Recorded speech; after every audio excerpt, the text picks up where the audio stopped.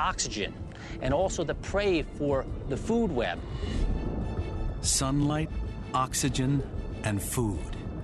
Several years after its complete destruction, Spirit Lake is coming back to life.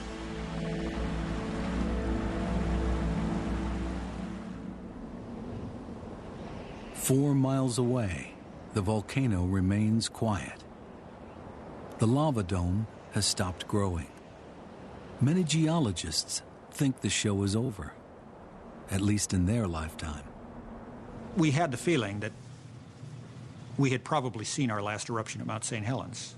We knew there was a chance it would erupt again, but none of us were betting on it.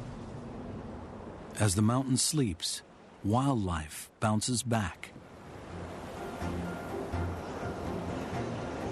Even in the most unexpected places. In one of the most devastated areas of the mountain, the Pumice Plain, a gopher is seen. It's surviving by eating lupin.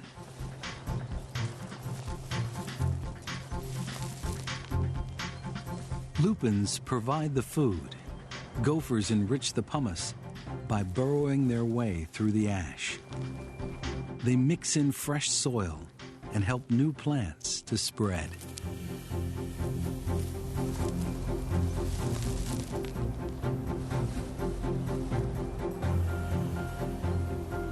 When you walked around the landscape, it was those islands created by gopher-turned soils that were very green and full of flower and seeds. The gophers also play another role in helping wildlife spread. Crisafulli finds a salamander in a gopher's tunnel. What's interesting about the gopher is they create kilometers of underground tunnel systems. Elk are returning to the area, helping to expand this amazing web of life.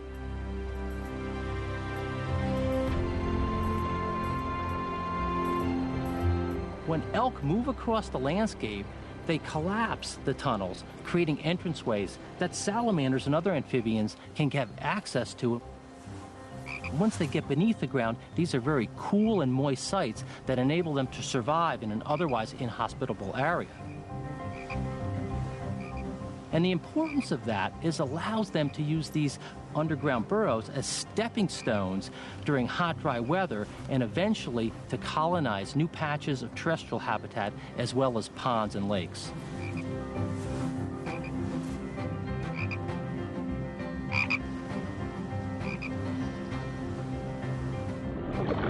Spirit Lake now teems with amphibians.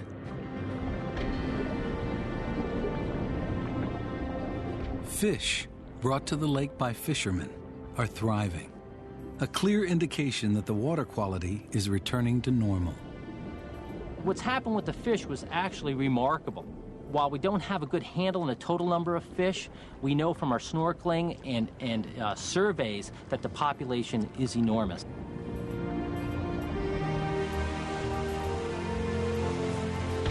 Spirit Lake is beginning to resemble a typical mountain lake.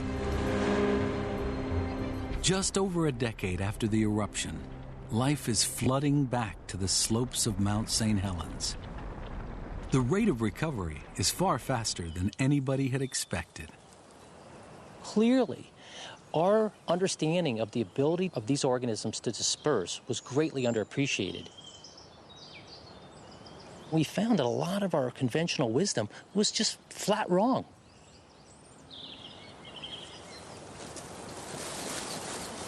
Then, as life recovers, new threats emerge.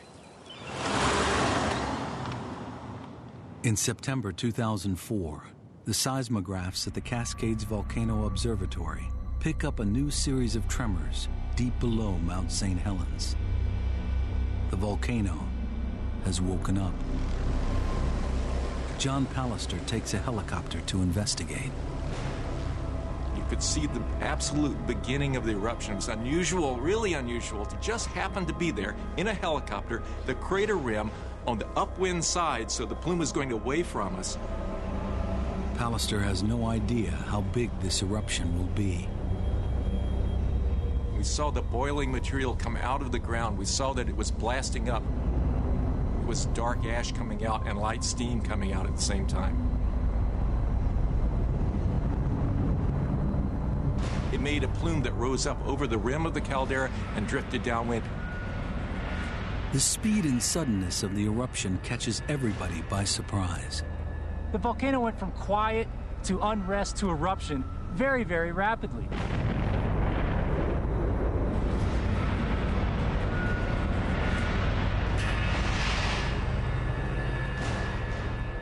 During the next 2 weeks, there are 3 more eruptions of steam and ash.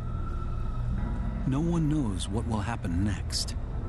It seemed possible that we were headed toward an explosive eruption. We didn't know. That was a key question. Then, after 14 days, the seismographs quiet down. Almost as quickly as it started, the eruption stops.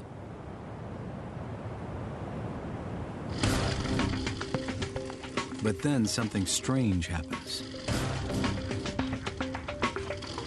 Over the next few weeks, the seismographs pick up a new pattern of tremors the geologists have never seen before.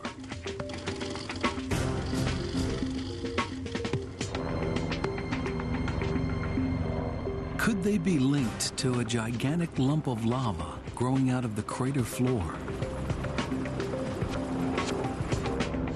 It was a huge, kind of recumbent spine, this big mass lying in the crater floor, some 300 meters or so high. The spine of lava is as long as the Eiffel Tower. Everybody was just awestruck. To have this large spine just shoving up out of the ground was completely different and outside the experience of any of us here in the staff. Despite the risk, John Pallister goes in to take samples. We landed right next to it. And I was able to get out, helicopter helmet on, rapidly run up to the edge of the spine. It's an unbelievable sight. Had someone suggested to me that we make a movie of a lava dome growing that way, I think I would have said it's a little too fantastic. Let's make it more realistic.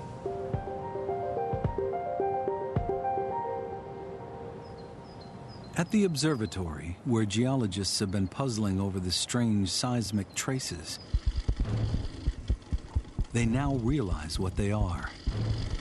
They're the unique autograph of the giant spines as they push their way out of the ground.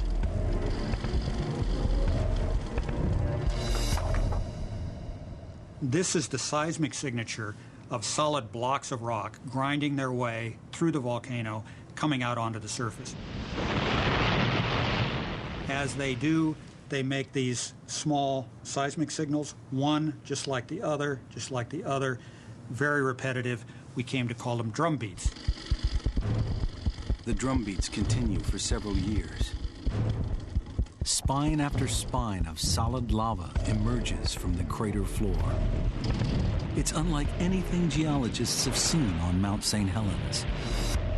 Now, spine doesn't do justice to these things. These things were like skyscrapers that were being shoved out of the ground. They were literally that big.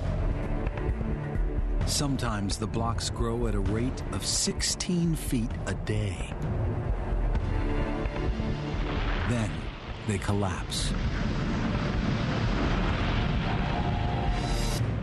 Seen through a time-lapse camera, one solid lump of lava after another pushes up through the crater floor. The process is mystifying. What do the spines mean?